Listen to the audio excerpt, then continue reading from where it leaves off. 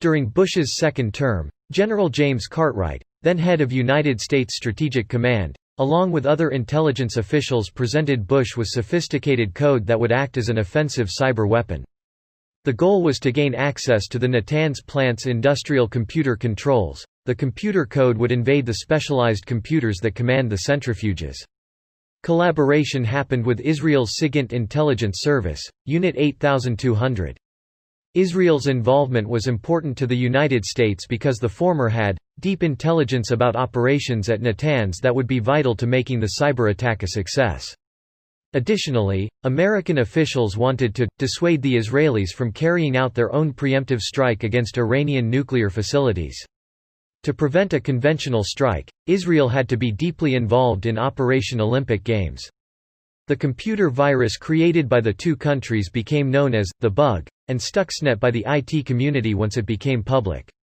The malicious software temporarily halted approximately 1,000 of the 5,000 centrifuges from spinning at Natanz. A programming error in the bug caused it to spread to computers outside of Natanz. When an engineer left Natanz and connected his computer to the Internet, the American and Israeli-made bug failed to recognize that its environment had changed. The code replicated on the Internet and was subsequently exposed for public dissemination. IT security firms Symantec and Kaspersky Lab have since examined Stuxnet. It is unclear whether the United States or Israel introduced the programming error.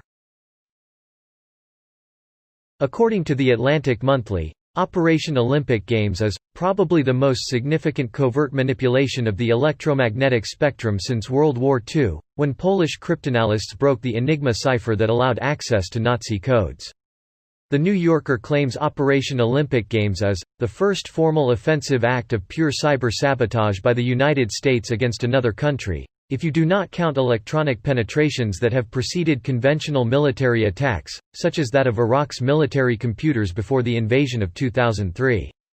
Therefore, American and Israeli official action can stand as justification for others. The Washington Post reported that Flame malware was also part of Olympic Games. In June 2013, it was reported that Cartwright was the target of a year-long investigation by the U.S. Department of Justice into the leak of classified information about the operation to the U.S. media. In March 2015, it was reported that the investigation had stalled amid concerns that necessary evidence for prosecution was too sensitive to reveal in court. Referring to unnamed sources within the CIA and NSA, the documentary film 0 Days claims that the Stuxnet Olympic Games malware was just a small part of a much larger mission to infiltrate and compromise Iran. Nitro Zeus, NZ.